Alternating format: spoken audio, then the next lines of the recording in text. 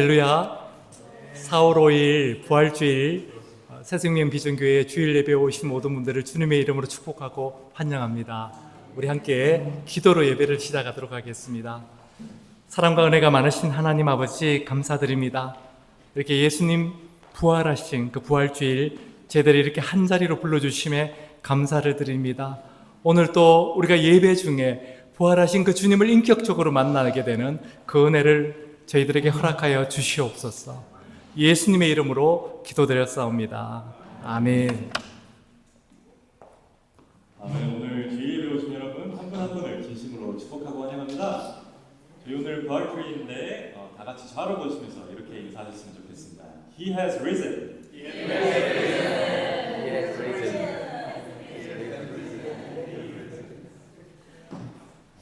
그러면 저희 다 같이 서서 기쁜 마음으로 주님 찬양드릴까요?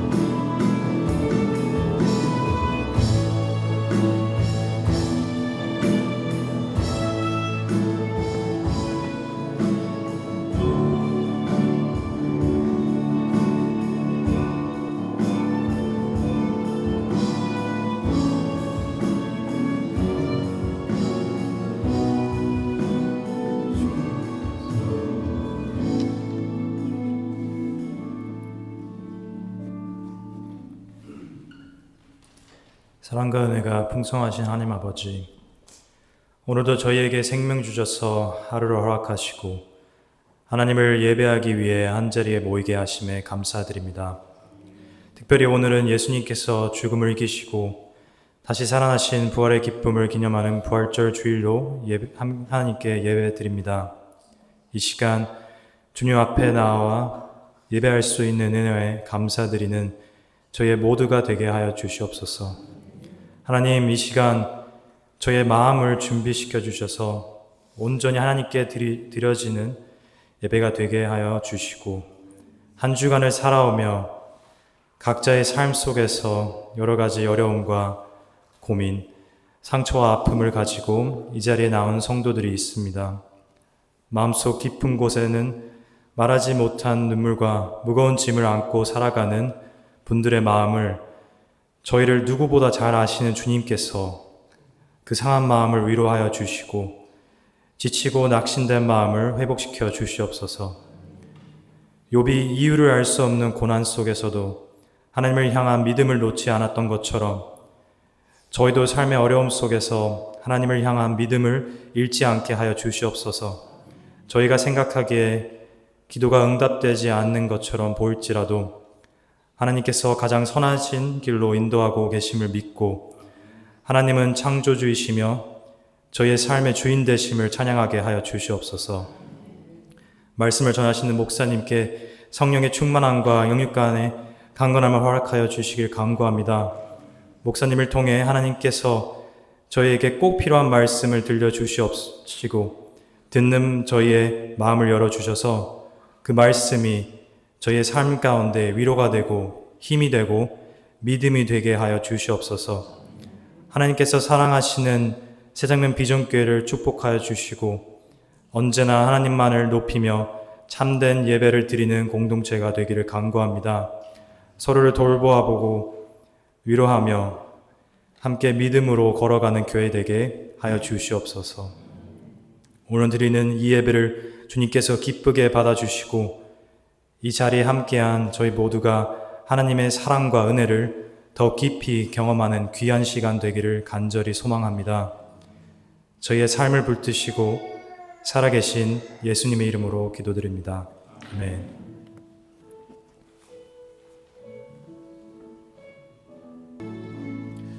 오늘 우리 교회에 주신 말씀은 누가복음 24장 1절에서 12절 말씀입니다. 누가복음 24장 1절에서 12절 말씀입니다. 우리 한 목소리로 봉독하도록 하겠습니다.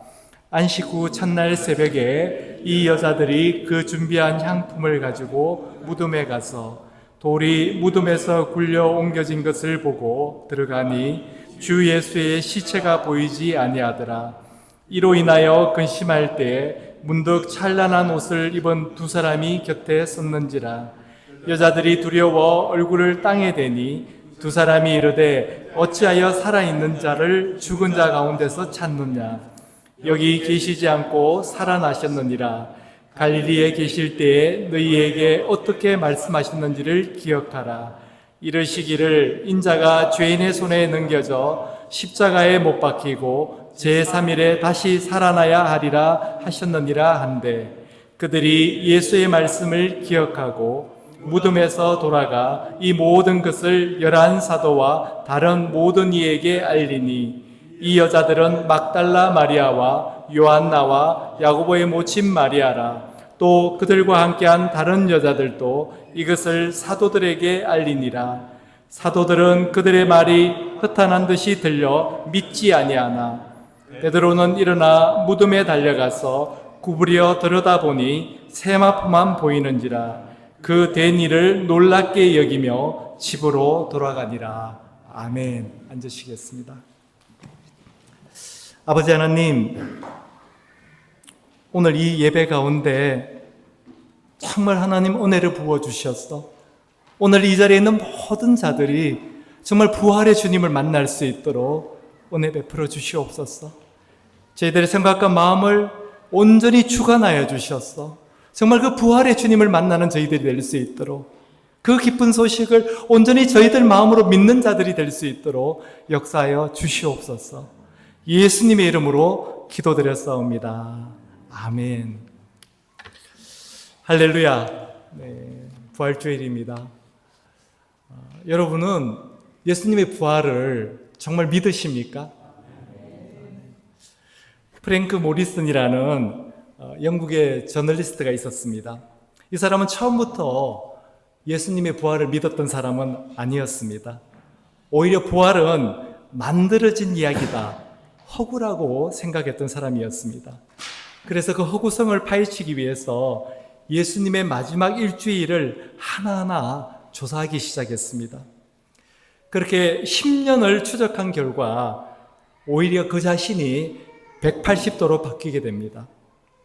예수님의 부활은 허구가 아니라 너무나 분명한 역사적 사실이라는 것을 깨닫게 된 것입니다. 그 결과 1930년에 누가 돌을 옮겼는가, Who Moved Stone이라는 이 부활에 대한 최고의 변정학 책이 탄생하게 된 것입니다. 프랭크 모리슨이 그 책 서문에 이렇게 썼습니다. 예수의 부활을 확신한 것은 순간적인 영감이나 통찰력이 아니다. 부활 사건 자체가 너무나 확실한 사건이기 때문에 나의 생각을 바꾸지 않을 수 없었다. 오히려 부활을 믿지 않는 사람이 어리석은 사람이다. 부활을 믿지 않는 사람이 어리석은 사람이라고 하지만 예수의 부활을 의심하는 사람이 어째 프랭크 모리슨 뿐이겠습니까? 왜냐하면 예수님의 부활은 그 사실을 믿는 것 자체가 기적이기 때문입니다. 여러분 그렇지 않겠습니까? 이성적으로도 이해가 안 되고 또 과학적으로도 증명할 수가 없기 때문입니다. 보통 사람들만 의심한 게 아니었습니다. 예수님의 제자들도 마찬가지였습니다. 3년이나 주님을 따라다녔고 함께 생활했던 제자들이었지만 예수님의 부활을 완전히 받아들이지는 못했습니다. 또 신실하게 주님을 섬겼던 여인들조차도 예수님의 부활을 처음에는 쉽게 믿지 못했습니다. 솔직히 우리도 그렇지 않습니까? 교회를 다니고 있지만 아직 예수님의 부활을 확실하게 믿지 않는 분들이 이 자리에 계실지도 모르겠습니다. 그렇다고 해서 그런 자신을 부끄러워하거나 나무라지 않으셔도 됩니다. 주님께서는 때로는 사도 바울에게 하신 것처럼 하늘로부터 강한 빛을 비추셔서 예수님의 부활을 깨닫게 해주십니다. 그러나 예수 믿는 모든 사람에게 그렇게 동일하게 역사하시는 것은 아닙니다. 교회를 오래 다닌다고 해서 저절로 깨달아지는 것이 아니기 때문에 그렇습니다. 그래서 부활은 무턱대고 억지로 받아들이는 믿음이 아니라 정말 그러한가라고 깊이 생각하고 진지하게 살펴볼 때 더 분명해지는 사실입니다. 초대교회 성도들에게 예수님의 부활을 믿는다는 것은 단순한 종교적인 신념이 아니었습니다. 그것은 생명을 바치는 순교와도 같은 것이었습니다. 왜냐하면 존재하지도 않는 부활을 위해서 하나밖에 없는 생명을 내어놓는 그리 어리석은 사람은 이 세상에 아무도 없기 때문입니다. 그런데도 그들은 그 부활을 믿었습니다. 왜냐하면 부활하신 예수님을 실제로 만났기 때문입니다. 그들은 단순히 기독교라는 종교를 믿는 것이 아니라 그들의 영혼까지도 바꾸어 놓으신 부활의 주님을 만났기 때문에 하나밖에 없는 생명을 드리는 것조차도 아까워하지 않았던 것입니다. 그래서 사복음서 모두가 예수님의 부활을 마지막 결론으로 말하고 있는 것입니다. 그래서 기독교 신앙은 십자가에서 멈추지 않습니다. 죽음을 이기시고 영광스럽게 부활하신 예수 그리스도, 그 잠자는 자들의 첫 열매가 되셔서 우리의 부활을 보정하신 그 예수 그리스도, 그 부활의 주님이야말로 우리 그리스도인의 마지막 소망이자 목적지라고 할 수 있습니다. 예수님을 영접하자마자 이 부활이 믿어진다면 그것은 분명히 특별한 은혜이고 하나님의 축복입니다. 그러나 실제로 이와 같이 하는 분들이 많이 있습니다. 그래서 오늘 본문은 부활을 쉽게 믿지 못했던 사람들이 어떻게 부활의 증인으로 변화되는지를 보여주고 있습니다. 그렇다면 우리는 어떻게 부활하신 주님을 만날 수 있을까요? 오늘 본문은 그 길을 세 가지로 보여주고 있습니다. 첫 번째입니다. 예수님을 사랑할 때 우리는 부활하신 주님을 만나게 됩니다. 예수님의 부활을 믿지는 못했지만 여인들이 했던 일이 하나 있습니다. 그들은 예수님을 지극히 사랑했습니다. 변함없이 사랑했기 때문에 새벽 일찍 예수님의 무덤을 찾아갔던 것입니다. 본문 1절은 이렇게 말씀합니다. 안식 후 첫날 새벽에 이 여자들이 그 준비한 향품을 가지고 무덤에 가서, 유대인들의 안식일은 토요일입니다. 그러니까 주일날, 우리가 오늘 예배드린 이 주일날 새벽에 여자들은 예수님의 무덤을 찾아갔던 것입니다. 안식일이 얼마나 기다려졌을까요? 안식일이 끝나기를, 죄송합니다. 안식일이 끝나고 주일을 얼마나 기다렸겠습니까? 제가 군대 훈련 받을 때 담력 훈련을 한다고 해서 데려간 곳이 바로 공동묘지였습니다. 한 명씩 올려보냈습니다. 제 차례가 되었을 때 얼마나 무서웠는지 모릅니다. 근데 여인들끼리 그 깜깜한 새벽에 공동묘지에 간다는 것은 결코 쉬운 일이 아니었을 것입니다. 남자인 저도 두려워하는데 여자들은 오죽했겠습니까? 근데 그것도 그냥 무덤이 아니었습니다. 로마 제국의 반란을 일으킨 죄인의 무덤이었습니다. 그 죄인의 무덤에 간다는 것 자체가 나도 그 사람과 한패였다는 것을 인정하는 것이었습니다. 더구나 그 앞에는 로마 군인들이 지키고 있었습니다. 그런데도 불구하고 여인들은 해가 뜨기까지 기다릴 수가 없었던 겁니다. 예수님을 너무나도 사랑했기 때문에, 그리고 그 예수님을 상실한 아픔이 너무나 컸기 때문에 잠을 이룰 수가 없었습니다.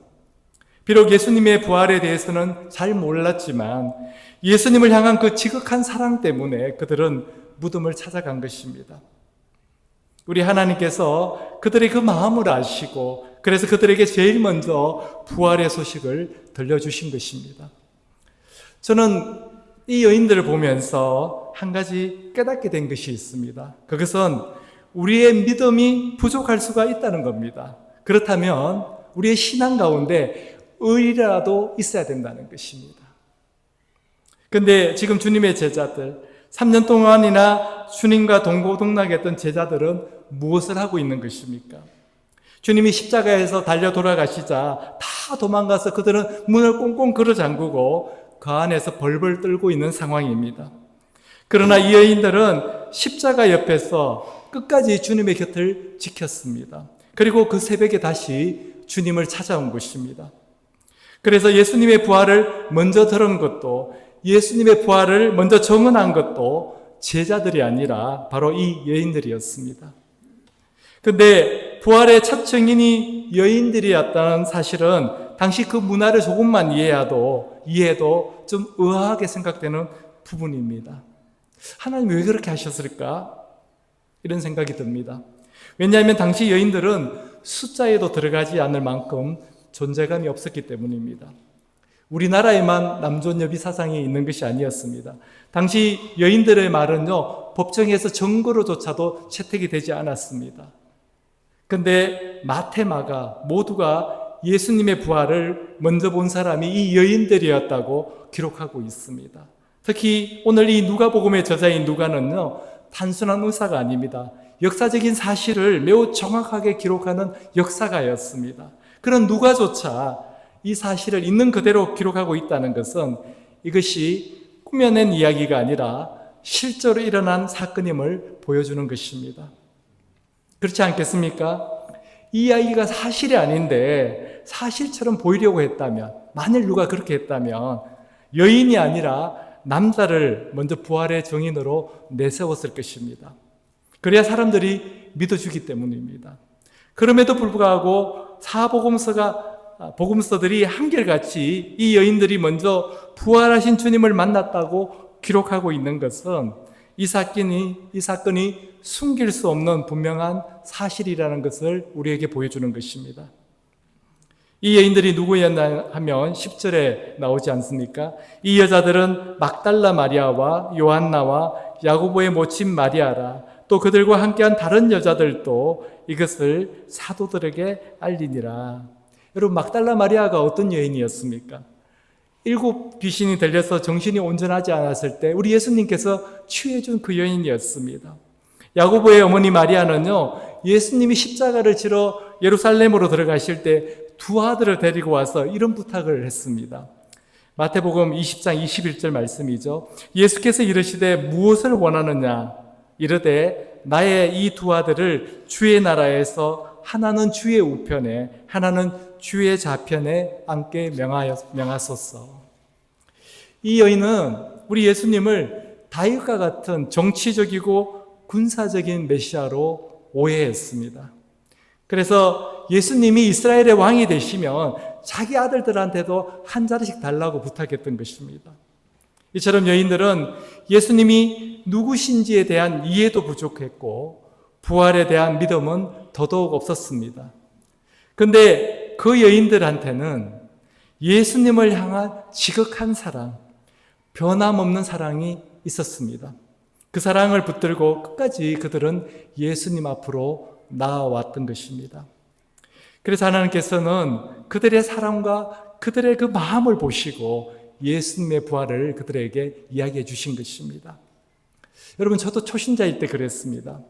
내가 죄인인 것이 깨달아지고 예수님께서 내 죄를 대신해서 십자가에 돌아가셨다는 것이 믿어지는데도 불구하고 예수님이 다시 살아나셨다는 것, 이건 믿어지지가 않았습니다. 그래서 부활절이 되었는데도 설교를 들어도 마음에 와닿지가 않았습니다. 근데 목사님께서 로마서 10장 9절 말씀을 풀어주시는데 그때서야 그 부활이 깨달아지는 겁니다. 우리 같이 한번 로마서 10장 9절 말씀을 읽도록 하겠습니다. 내가 만일 내 입으로 예수를 주로 시인하며 또 하나님께서 그를 죽은 자 가운데서 살리신 것을 내 마음에 믿으면 구원을 받으리라. 여러분은 예수님을 주로 시인하십니까? 예수님이 내 인생의 주인 되심을 믿으십니까? 그러면 구원 받으신 것입니다. 근데 이 로마서 10장 9절은 한 가지 더 말씀하고 있습니다. 또 하나님께서 그를 죽은 자 가운데 살리신 것을 믿으면 구원을 받으리라. 그렇다면 예수님의 부활을 믿지 않는다면 구원을 받지 못했다는 것입니다. 제가 너무 놀라서 간절하게 기도했습니다. 하나님, 정말 저를 불쌍히 여겨 주십시오.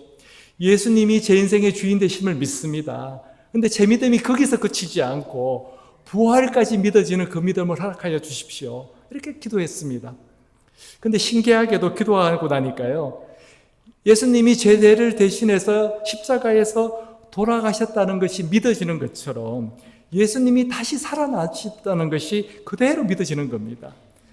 믿어지는 것 정도가 아니라 당연한 사실처럼 한 번도 제가 의심한 적이 없는 것처럼 그렇게 믿어지는 것이었습니다. 하나님은 하나님의 때에 우리를 찾아오시고 우리를 깨닫게 해주시는 분이십니다. 그러나 우리가 하나님께 간절히 매달리게 되면 그때를 앞당겨 주시고 더 큰 깨달음도 허락하시는 분이십니다. 그러므로 우리 신앙에 의심이 찾아올 때, 신앙에 답답함이 있을 때 우리 하나님께 더 가까이 나아가 간절히 구하는 저와 여러분이 되기를 주님의 이름으로 축원합니다. 한국이 낳은 세계적인 과학자 가운데 정근모 박사님이 계십니다. 이분은 20대 초반에 미국에서 물리학 박사학위를 받고 대학 교수로 일했던 뛰어난 과학자였습니다. 한국에 돌아와서는 조국의 과학기술 발전에 큰 역할을 했던 분입니다. 그런데 이분의 관심은 과학기술에만 있지 않았습니다. 정말 하나님은 살아계신가? 나는 왜 이렇게 막연하게 신앙생활을 하고 있는 것인가? 그의 마음에는 이런 질문들이 있었습니다. 이분이 쓰신 나는 위대한 과학자보다 신실한 크리스찬이고 싶다라는 책에서 자신이 하나님을 만난 기적의 역사를 이렇게 고백하고 있습니다. 그는 어느 날 교회 부흥회에 참석하게 되면서 결심을 합니다. 이번에는 정말 막연한 신앙이 아니라 정말 인격적으로 하나님을 만나보고 싶다. 그래서 그는 그 집회 기간 동안 간절하게 매일 기도했습니다. 근데 그렇게 간절하게 기도했는데 부흥회가 끝나갈 때가 되었는데 그에게는 아무런 변화가 없는 겁니다. 아무런 일도 일어나지 않았습니다. 그래서 그는 그때의 심정을 답답함을 넘어서 초조함까지 생겼다. 이렇게 고백합니다. 얼마나 간절했느냐 하면요. 강사 목사님을 이분이 공항까지 배웅하게 되었는데 그 배웅안에 드리는 순간에라도 자신에게 뭔가 일이 일어나기를 바랬다고 합니다. 뭔가 일어나겠지. 그 강사 목사님이 차에서 내리는 그 순간까지도 뭔가 일어나겠지. 근데 그에게는 아무 일도 일어나지 않았습니다. 그렇게 실망한 마음으로 주일 예배를 드리게 되었는데 담임 목사님의 말씀을 듣는 중에 갑자기 하나님께서 그의 마음에 강하게 임하셨다고 합니다. 마치 확승기로 말씀하시듯이 하나님께서 자신에게 내가 너를 얼마나 사랑하는지 아느냐 이렇게 말씀하셨다는 것입니다. 그 순간 정고모 박사님의 눈에서 눈물이 터져 나왔습니다. 머리로만 알던 하나님을 이 마음으로 만나게 된 것입니다. 부활하셔서 지금 또 함께 하시는 임마누엘의 주님을 만나게 된 순간이었습니다. 그는 예배 시간 내내 흐르는 눈물을 멈출 수가 없었다고 고백합니다. 진심으로 하나님을 찾는 사람은 우리 하나님께서 반드시 만나 주신다는 것을 여러분 꼭 믿으시기 바랍니다. 예수님의 무덤을 찾아간 여인들의 눈앞에 놀라운 광경이 펼쳐졌습니다. 어떤 일이 일어났느냐 하면요. 2절, 3절 말씀 우리 함께 읽도록 하겠습니다. 돌이 무덤에서 굴려 옮겨진 것을 보고 들어가니 주 예수의 시체가 보이지 아니하더라. 여인들은 새벽에 무덤으로 가면서 이런 걱정을 했을 것입니다. 그 무덤을 막고 있는 그 무거운 돌을 어떻게 하지? 근데 막상 도착해 보니까요. 그 돌은 이미 옮겨져 있는 것이었습니다. 과연 누가 옮겼을까? Who moved the stone?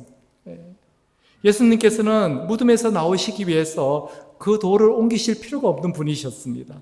그렇다면 하나님께서 이 여인들이 무덤 안을 볼 수 있도록 친히 그 돌을 옮겨주신 것이었습니다. 여기서 우리가 깨닫게 되는 것이 하나 있습니다. 우리가 주님을 진실로 사랑하는 마음을 가지고 행하게 되면 하나님은 우리 앞에 있는 돌들을 치워주신다는 것입니다. 그래서 우리에게 꼭 필요한 것은 계산하고 따져보는 것이 아니라 예수님을 향한 사랑과 믿음이라는 것입니다. 그런데 여인들은 빈 무덤을 보고 오히려 근심과 두려움에 사로잡힙니다. 사실은 두려워할 일이 아닌데도 말입니다. 왜냐하면 예수님이 그토록 여러 차례 말씀하셨던 부활이 지금 그들의 눈앞에 펼쳐졌기 때문입니다. 그렇다면 예수님이 부활하셨다고 환호성을 질러야 하는데 그 부활의 기쁨 대신 근심과 두려움에 사로잡히게 됩니다. 누가 예수님의 시신을 훔쳐간 것은 아닐까?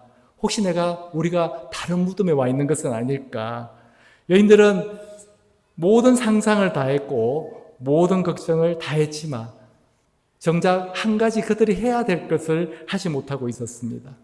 그것은 바로 예수님의 말씀을 기억하는 것이었습니다. 두려움에 떨고 있는 여인들에게 천사가 말합니다. 우리 4절부터 6절 말씀 함께 읽도록 하겠습니다. 이로 인하여 근심할 때 문득 찬란한 옷을 입은 두 사람이 곁에 섰는지라. 여자들이 두려워 얼굴을 땅에 대니 두 사람이 이르되 어찌하여 살아있는 자를 죽은 자 가운데서 찾느냐. 여기 계시지 않고 살아나셨느니라. 아멘. 죽음의 권세를 이기시고 부활하신 예수님, 그 주님께서 여인들에게 찾아오셔서 부활의 증인이 되게 해주셨다는 것입니다. 왜냐하면 주님을 사랑하는 자들이었기 때문에 그렇습니다. 우리가 주님을 사랑하지만 우리의 믿음은 흔들릴 때가 있습니다. 그러나 여러분 걱정하지 마십시오. 주님을 사랑하는 그 마음을 우리 하나님께서 아시기 때문에 우리로 하여금 반드시 살아계신 주님을 만나게 하실 것입니다. 2차 대전 당시 미국에서의 안정된 삶을 내려놓고 나치 정권에 억압받는 자신의 민족을 위해서 독일로 들어갔던 본헤프 목사님이 계십니다. 그는 결국 히틀러 암살 계획에 연루되어 체포되었고 종전을 불과 몇 개월 앞두고 1945년 4월 9일 주일 아침에 사형을 당하게 되었습니다. 사형장으로 끌려가는 그를 보고 한 영국군 포로가 인사했습니다. 목사님, 이것이 마지막이군요. 안녕히 가십시오. 근데 이 말에 본헤프는 아주 평화스럽게 미소를 지으면서 이렇게 말했다고 합니다. 마지막이라니요. 이것은 마지막이 아니라 영원한 생명의 시작입니다. 여러분, 이것은 부활의 소망을 가진 자만이 할 수 있는 인사입니다. 마지막이라니요. 이것은 마지막이 아니라 영원한 생명의 시작입니다. 그렇습니다. 이 땅에서의 마지막은 예수 믿는 우리에겐 결코 마지막이 아닙니다. 오히려 영원한 생명으로 들어가는 시작입니다. 이 땅에서의 마지막 순간에 이렇게 인사하는 저와 여러분, 우리 모두가 되기를 주님의 이름으로 축원합니다.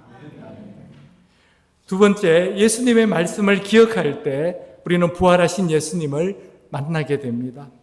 예수님의 말씀을 기억할 때 부활하신 주님을 인격적으로 만나게 됩니다. 우리 신앙생활에도 위기는 찾아옵니다. 목사인 저에게도 그런 위기는 찾아옵니다. 성경에 나오는 인물들을 한번 보시기 바랍니다. 위기가 찾아왔을 때 다 흔들렸습니다. 그렇기 때문에 위기가 찾아올 때마다 우리가 해야 할 일은요, 두 주먹을 불끈쥐고 결심하는 것이 아닙니다. 하나님의 말씀, 곧 예수님이 하신 말씀을 떠올리고 기억하는 것입니다. 믿음의 조상이라 불리는 아브라함도, 하나님께서 마음에 합한 자라고 칭찬했던 다윗도, 죽는 데까지라도 따라가겠다고 다짐했던 베드로도, 주님을 그토록 사랑했던 이 여인들도 다 무너질 때가 있었습니다. 그러나 그들이 그렇게 흔들리면서도 한 가지 확실히 했던 것은 흔들리는 자신의 믿음을 본 것이 아니라 변함없는 하느님의 말씀을 붙들었던 것입니다. 우리는 수시로 변하지만 우리 하나님은 변함이 없으시기 때문입니다. 부활에 대한 믿음은 나의 확신에서 오는 것이 아니라 우리 주님의 말씀을 신뢰하는 데서 시작이 되는 것입니다.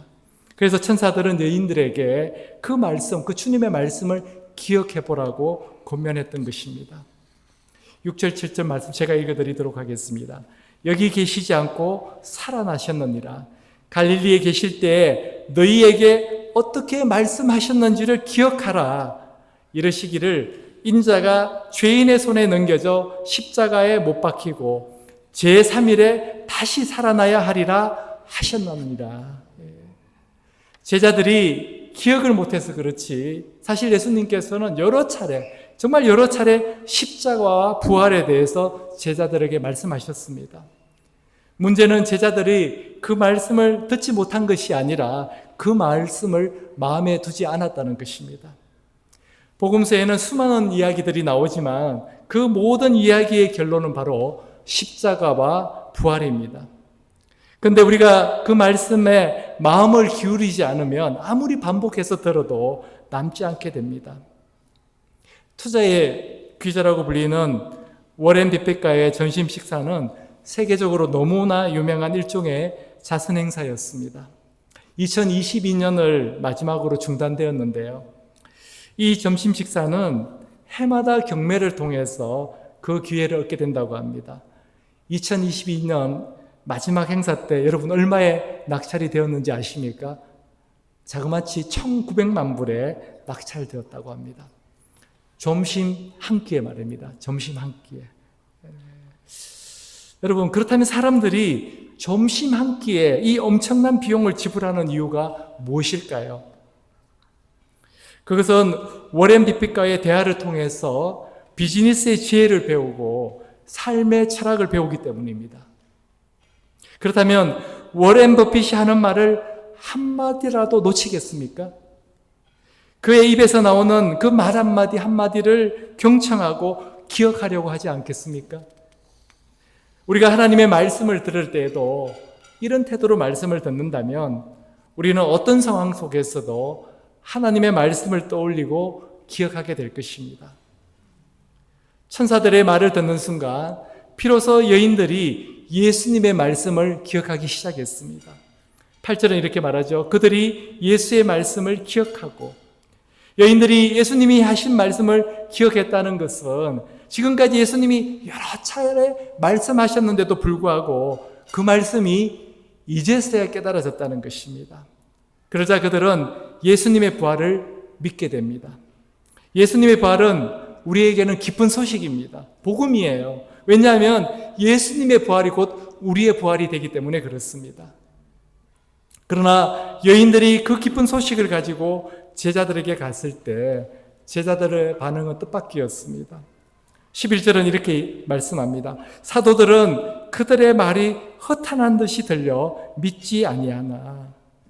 그들의 말이 허탄한 듯이 들려. Because there was seemed to them like nonsense. 그들에게는 nonsense, 말이 안 되었다는 것입니다. 넌센스로 여겨졌다는 것입니다. 예수님을 3년이나 따라다녔고 예수님이 그렇게 부활한다고 말씀을 하셨는데도 어떻게 제자들은 말이 안 된다고 하는 것입니까? 그것은 주님의 말씀을 기억하지 못했기 때문입니다. 그리고 기억하지 못한다는 것은 결국 주님의 말씀을 믿지 않았다는 뜻입니다. 워렌 버핏과의 점심 식사를 하는 사람은 워렌 버핏이 하는 말을 100% 다 믿을 것입니다. 믿기만 하겠습니까? 한마디도 놓치지 않으려고 메모하지 않겠습니까? 메모에만 그치지 않고 어떻게 하든지 다 기억하려고 하지 않겠습니까? 지금도 우리 주님은 우리에게 말씀하고 계십니다. 이렇게 설교를 통해서, 성경 공부를 통해서, 또 우리가 성경 읽을 때 우리가 듣는 찬양을 통해서도 우리 주님은 지금도 우리에게 말씀하고 계십니다. 근데 여러분, 그 말씀들 다 기억하고 계십니까? 그 말씀들이 우리들의 마음에 다 남아 있습니까? 무엇이 우리에게 사망을 이기고 부활하신 예수님을 향한 확신과 믿음을 주는 것입니까? 바로 주님의 말씀이라고 오늘 본문은 우리에게 이야기하고 있습니다.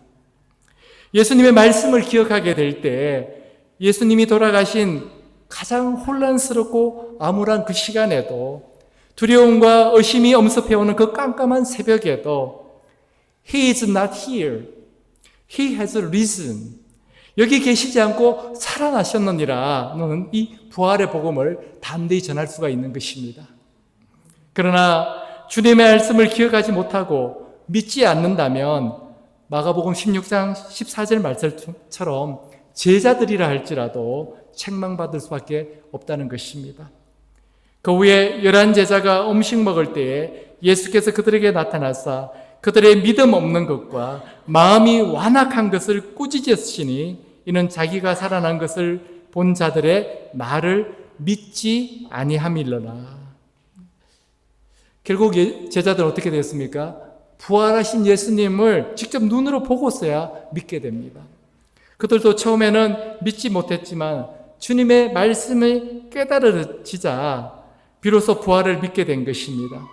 이처럼 예수님을 사랑하고 주님의 말씀을 마음에 새기고 기억할 때 우리는 부활하신 주님을 만나게 됩니다. 그런데 오늘 본문은 한 가지 더 우리에게 이야기하고 있습니다. 부활하신 주님을 만난 사람은 거기에 머물러 있지 않다는 것입니다. 반드시 그 부활의 증인의 삶을 살아가게 된다는 것입니다. 세 번째는 부활하신 주님을 만난 사람은 반드시 부활의 증인으로 살아가게 됩니다. 여인들은 부활의 소식을 듣자마자 무덤에서 달려나왔습니다. 그리고 그 기쁜 소식을 들고 제자들에게 달려갔습니다. 왜 그러냐면 그 기쁜 소식, 그 부활의 소식이 그 믿음이 행동으로 이어졌기 때문에 그렇습니다. 우리 9절 말씀 함께 읽도록 하겠습니다. 무덤에서 돌아가 이 모든 것을 11사도와 다른 모든 이에게 알리니. 제자들이 있는 곳으로 달려갔습니다. 근데 그 제자들은 지금 두려움에 떨고 있는 상태입니다. 그런 제자들에게 여인들이 달려가서 자신들이 보고 들은 것을 알렸습니다. 비록 제자들은 그 말을 허탄한 것으로 여겼지만 여인들은 포기하지 않았습니다. 왜냐하면 그들이 경험한 그 부활의 소식은 그들만 간직하기에는 너무나 크고 벅찬 기쁨의 소식이었기 때문에 그렇습니다. 여러분, 부활의 증인이 된다는 것은 바로 이런 것입니다. 내가 만난 부활하신 주님을 나의 삶 속에서, 나의 관계 속에서, 나의 입술을 통해서 흘려보내는 것입니다. 근데 오늘 지금 이 자리에 계신 분들 중에 나는 아직 믿음이 약하기 때문에, 나는 아직 부족한 것이 많기 때문에 부족한 내가 과연 부활의 증인이 될 수 있을까? 그러나 오늘 본문의 여인들을 한번 보시기 바랍니다. 그들이 처음부터 완전한 믿음을 가진 사람들은 아니었습니다.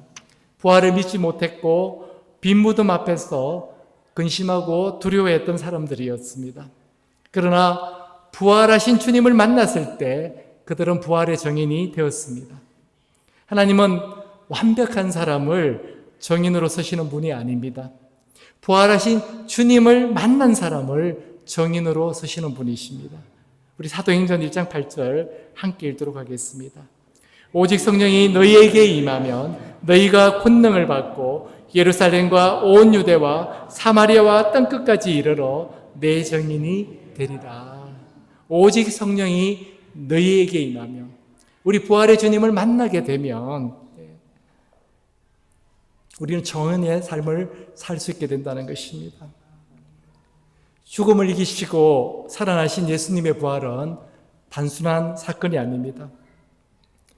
한 번 사는 이 땅의 인생을 육신으로만 살다가 끝내는 것이 아니라 이 땅을 떠나는 순간 영원한 천국에서 눈을 뜨게 만드는 복음이라는 것입니다.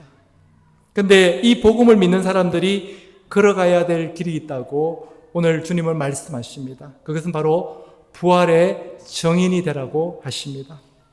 흔들리고 의심 많고 부활을 믿지 못했던, 문이란 문은 다 걸어잠그고 떨고 있던 제자들이었습니다. 그러나 부활하신 주님을 만나는 순간 그들의 인생은 완전히 달라졌습니다. 삶의 방향이 바뀌었고 인생의 목적이 분명해졌습니다. 그리고 그들은 더 이상 숨는 사람들이 아니라 부활의 증인으로 살아가는 사람들이 되었습니다.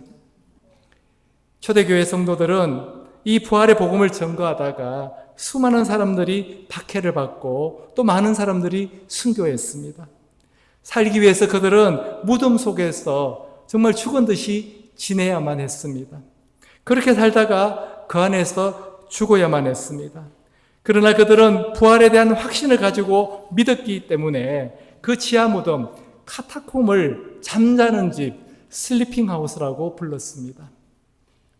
이 땅에서의 죽음은 끝이 아니라 잠시 눈을 감는 것이고 주님 다시 오시는 그날 영광스러운 부활의 몸으로 깨어나게 될 것이라는 확신이 있었기 때문입니다. 그 확신이 그들을 부활의 증인으로 살게 했습니다. 사형정으로 끌려가면서까지도 마지막이라니요, 이것은 마지막이 아니라 영원한 생명의 시작입니다 라고 고백했던 보네프 목사님을 여러분 다시 한번 생각해 보시기 바랍니다. 그가 바로 부활의 증인이었습니다. 또 나는 위대한 과학자이기보다 신실한 크리스찬이 되고 싶다고 고백했던 정건모 박사님 역시 부활의 증인이었습니다. 세상이 불화하는 모든 것을 가졌지만 그가 가장 원하는 것은 부활하신 주님을 전가하는 삶이었습니다. 부활을 믿는다는 것은 단지 예수님께서 무덤에서 살아나셨다는 역사적 사실을 인정하는 데서 끝나는 것이 아닙니다. 그 부활이 지금 나의 삶을 변화시키고 죽음 이후에 내 삶까지도 바꾼다는 것을 믿는 것입니다. 그리고 그 믿음이 지금 우리의 삶을 통해서 흘러나올 때 우리는 비로소 부활의 증인으로 살아가게 됩니다. 예수님을 사랑하고 예수님의 말씀을 기억할 때 우리는 우리 가정과 일터 그리고 모든 인간관계 속에서 부활의 증인으로 살아가게 될 것입니다. 이번 한 주 우리 삶 주변에 아직 부활을 모르는 사람이 있다면 그들에게 다가가 우리가 오늘 깨달은 것을 전해보시기를 바랍니다. 예수님이 살아나셨습니다. 그분이 우리와 함께 계십니다. 그래서 우리 안에 죽어 있는 모든 것들이 살아날 것입니다. Jesus has risen. He is with us. Therefore, everything that is dead within us will come to life. 이 선포가 바로 부활의 정인으로 내딛는 첫 번째 발걸음이 될 것입니다. 부활의 능력을 체험하며 부활의 정인으로 살아가는 새생명 비전교회 모든 성도님들 되시기를 주님의 이름으로 축원합니다. 기도하겠습니다. 아버지 하나님, 정말 우리가 부활의 정인으로 살아가는 삶을 살 수 있도록 우리의 생각과 마음 온전히 주관하여 주시고 우리의 삶에 함께하여 주시옵소서. 정말 죽은 우리 주님이 아니라 지금도 내 마음 안에 살아계신 우리 삶 가운데 간섭하고 개입하시는 그 주님을 만나는 저희들이 될 수 있도록 주님 역사하여 주시옵소서. 오늘도 이렇게 부족한 종의 입술을 통해서 우리 하나님께서 주신 말씀을 전했습니다. 이 말씀이 하나도 땅에 떨어지지 않고 오늘 이 자리에 있는 모든 성도들의 마음 속에 열매 맺히는 하나님 그 기적을 허락하여 주시옵소서. 예수님의 이름으로 기도드렸사옵니다. 아멘. 우리 함께 오늘 말씀을 생각하면서 이 찬양 함께 올려드리기를 원합니다.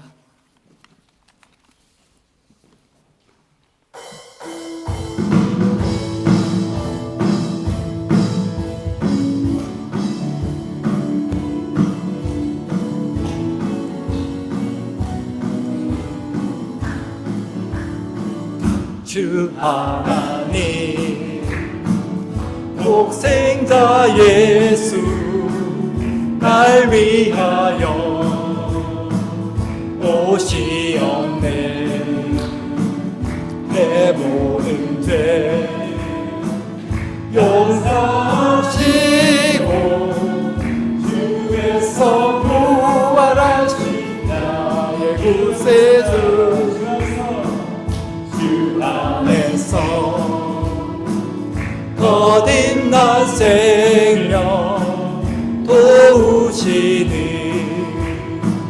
주의 사랑 참 기쁨과 확신 가지고 예수님의 도우심을 믿으며 살리 살아계신 주 나의 참된 소망 걱정 근심 전혀 없네. 사랑의 주내 갈 길 인도하니 내 모든 삶을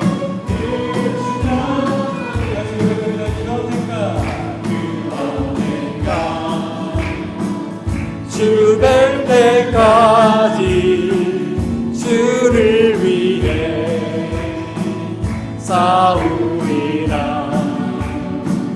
승리의 길 멀고 험해도 주님께서 나의 앞길 지켜주시리. 살아계신 주 나의 참된 소망 걱정 근심 전혀 없네. 사랑의 주내 갈 길 인도하니 내 모든 삶의 기쁨 늘 충만하네. 박수를 치시네요. 네, 정말 우리 주님 살아계신 걸 여러분 믿으십니까? 네, 그 살아계신 주님이 내 삶의 주인 되신다는 거 여러분 믿으십니까? 그 살아계신 주님이 우리 안에 있는 우리 삶 가운데 있는 모든 죽어있는 것들을 다시 살리신다는 거 여러분 믿으십니까? 다시 한번 기도하도록 하겠습니다. 우리 삶 가운데 있는 모든 죽어있는 것들이 다시 깨어날 수 있도록 정말 우리가 부활할 수 있도록 부활의 삶을 살 수 있도록 우리 다시 함께 주님께 간절히 기도하겠습니다. 살아계신 주님 감사드립니다. 우리 간절히 기도합니다. 우리 안에 있는 모든 것들이 온전히 살아날 수 있도록, 죽어있는 모든 것들이 온전히 살아날 수 있도록 주님 역사하여 주시옵소서. 하나님 아버지, 우리 부부간의 관계 가운데, 우리 자녀의 관계 가운데, 우리 부모 형제의 관계 가운데 죽어있는 모든 것들이 살아나는 하나님 그 기적을 하나님 우리에게 허락하여 주시옵소서.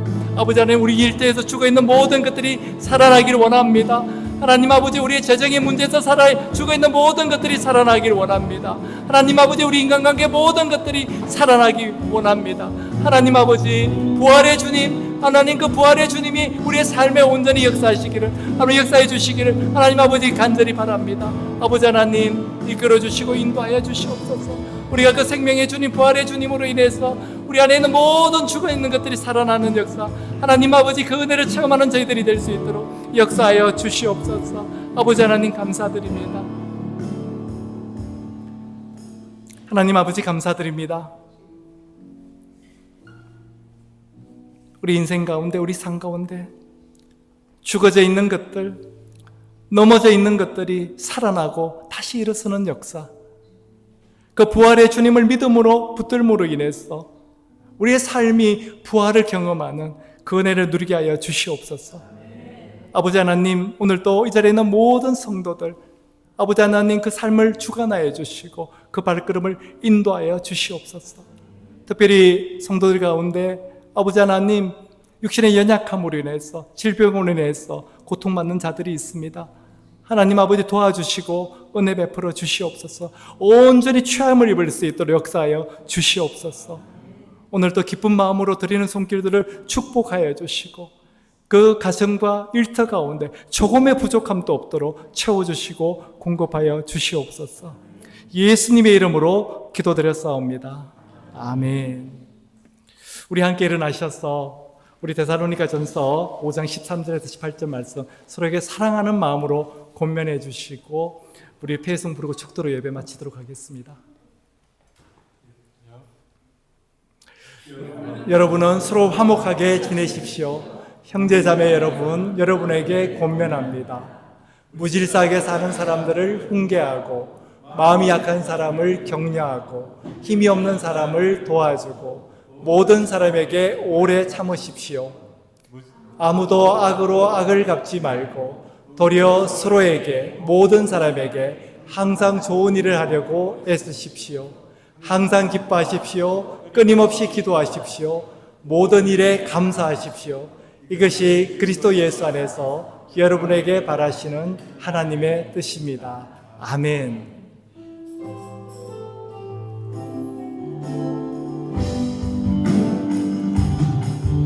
주의 인자가 생명보다 나음으로 내 입술이 여호와를 찬양하니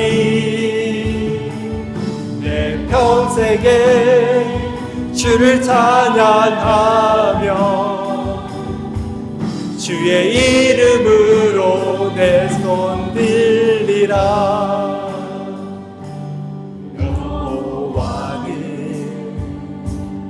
나의 빛이요 여호와는 나의 구원이시니 내가 누구를 두려워하리요. 여호와는 생명의 피난처시니 주의 인자가 생명보다 나음으로 내 입술이 여호와를 찬양하리. 내 평생에 주를 찬양하며 주의 이름으로 내 손 들리라.